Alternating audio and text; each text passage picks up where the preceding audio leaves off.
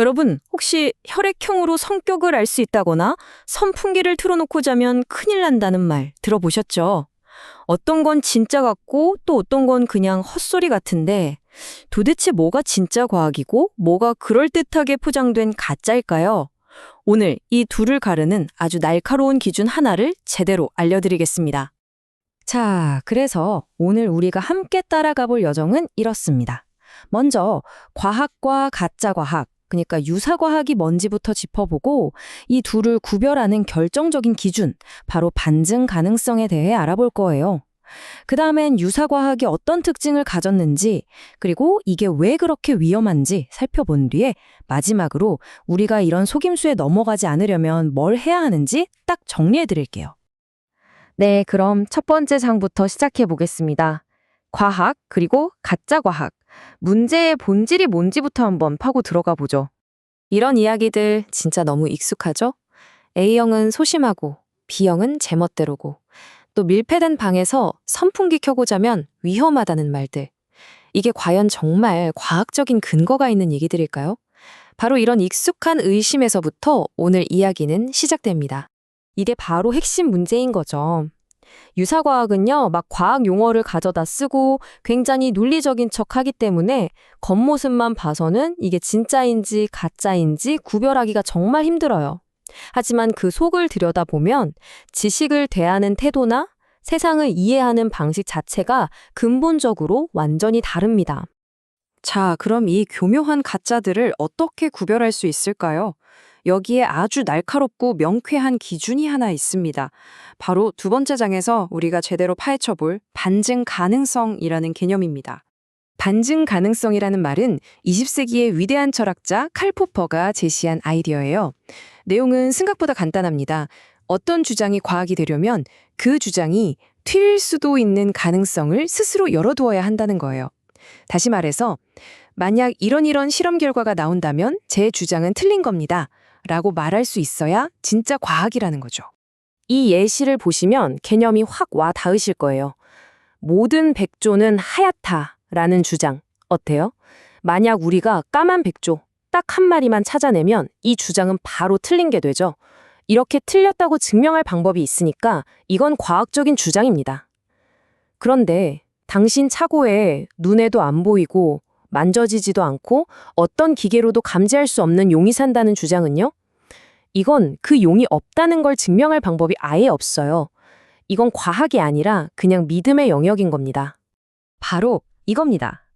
칼 포퍼의 이 말처럼 과학의 진짜 힘은 이건 절대적으로 맞아 라고 고집하는 데서 나오는 게 아니에요. 오히려 나는 언제든 틀릴 수 있다는 걸 인정하고 끊임없이 의심하고 검증받으려는 그 열린 태도에서 나오는 거죠. 좋습니다. 이제 우리 손에 반증 가능성이라는 아주 강력한 무기가 생겼어요. 그럼 이 무기를 가지고 유사과학이 대체 어떤 특징들을 공통적으로 가지고 있는지 한번 자세히 들여다보겠습니다. 이 표를 보시면 그 차이가 정말 확 들어오죠? 과학은 진실을 찾으려고 해요. 그래서 내가 틀릴 수 있다고 겸손하게 인정하고 만약 오류가 발견되면 기꺼이 자기 이론을 수정합니다. 하지만 유사과학은 달라요. 애초의 목적이 자기 믿음을 지키거나 돈을 버는 거예요. 그래서 자기 이론은 절대 진리라고 우기고 에너지나 기처럼 애매하고 신비로운 말을 좋아하죠. 결정적으로 오류가 발견되면 그걸 숨기거나 그건 예외적인 경우야 라면서 어떻게든 빠져나가려고 합니다. 유사과학이 비판을 피하는 방법도 아주 교묘해요. 제대로 된 데이터가 아니라 제가 해보니까 진짜 좋더라고요 같은 개인적인 경험담을 증거라고 내밀고요. 누군가 합리적인 비판을 하면 저 거대한 기득권 세력이 진실을 말하는 나를 탄압한다 라면서 음모론자로 몰아붙이죠. 그리고 가장 비겁한 수법인데 당신의 믿음이 부족해서 효과가 없었던 겁니다 라면서 실패의 책임을 상대방에게 홀라당 떠넘겨버립니다. 자, 이쯤 되면 에이 그냥 믿고 싶은 사람이 믿는 건데 뭐 그렇게까지 심각해요? 라고 생각하실 수도 있어요. 근데요, 이건 절대 그냥 넘어갈 문제가 아닙니다. 유사과학은 우리 삶에 직접적이고 아주 구체적인 해를 끼칩니다. 이건 그냥 좀 해로운 정도가 아니에요. 검증되지 않는 이상한 치료법에 돈이랑 시간을 쏟아붓다가 정작 제대로 치료받을 시기를 놓치기도 하고요. 백신을 맞으면 큰일 난다는 식의 주장 때문에 전염병이 다시 퍼지는 것처럼 사회 전체의 안전을 위협하기도 합니다. 절대 무해한 장난이 아니라는 거죠. 1978년 인민사원 사건을 한번 보시죠. 교주가 자기에겐 심령치료 능력이 있다고 주장했어요. 이게 틀렸다고 증명할 방법이 있을까요? 없죠. 바로 그 반증 불가능한 믿음이 무려 918명의 사람들을 집단적인 죽음으로 몰고 갔습니다. 이 끔찍한 숫자 안에는 276명의 어린아이들도 포함되어 있었습니다. 비슷한 비극은 또 있었어요. 1997년에 천국의 문이라는 집단인데요. 헤일보 폐성 뒤에 외계인 우주선이 숨어 있다는 역시나 누구도 틀렸다고 증명할 수 없는 주장을 믿었죠. 그 믿음의 끝은 39명이 스스로 목숨을 버리는 끔찍한 결과였습니다. 그리고 1995년 일본 옴진리교의 도쿄 지하철 살인가스 테러. 이 사건은 과학의 탈을 쓴 유사과학이 광신적인 믿음과 만났을 때 얼마나 파괴적인 무기가 될 수 있는지를 보여줍니다. 이 테러로 6,000명이 넘는 사람들이 다쳤어요. 이 세 가지 끔찍한 사건들은 모두 반증할 수 없는 믿음이 현실 세계에 얼마나 치명적인 상처를 남길 수 있는지 똑똑히 보여주는 증거입니다. 그런데 이런 위험이 꼭 그렇게 눈에 보이는 끔찍한 사건으로만 나타나는 건 아닙니다. 반증 불가능한 논리는 우리의 이성적인 대화를 가로막고 사회 전체를 병들게 만들기도 하거든요. 자료에서 예로 든 이런 주장을 한번 생각해 보시죠.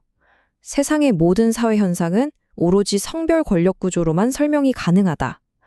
이 주장의 진짜 무서운 점은요, 누가 어떤 생물학적, 경제적, 통계적 데이터를 가져와서 반론을 제기해도 그걸 전부 기존 권력 구조에 찌든 억압적인 생각이라고 딱 잘라버린다는 거예요.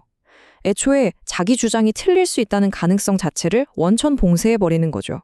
자, 그럼 우리는 이 혼란 속에서 어떻게 우리 자신을 지킬 수 있을까요? 이제 마지막으로 이 모든 논의를 모아서 우리가 속지 않을 권리를 지키는 방법을 알아보겠습니다. 핵심은 딱 이겁니다. 바로 이 두 가지 태도의 차이를 기억하는 거예요. 진짜 과학은 당당하게 말합니다. 내 주장이 틀렸다고 생각하면 증거를 가져와서 증명해 보세요. 검증을 환영하죠. 반면에 유사과학은 이렇게 말합니다. 당신은 내가 틀렸다는 걸 증명할 수 없잖아. 그러니까 내 말이 맞는 거야. 하나는 활짝 열려 있고 다른 하나는 굳게 닫혀 있는 거죠.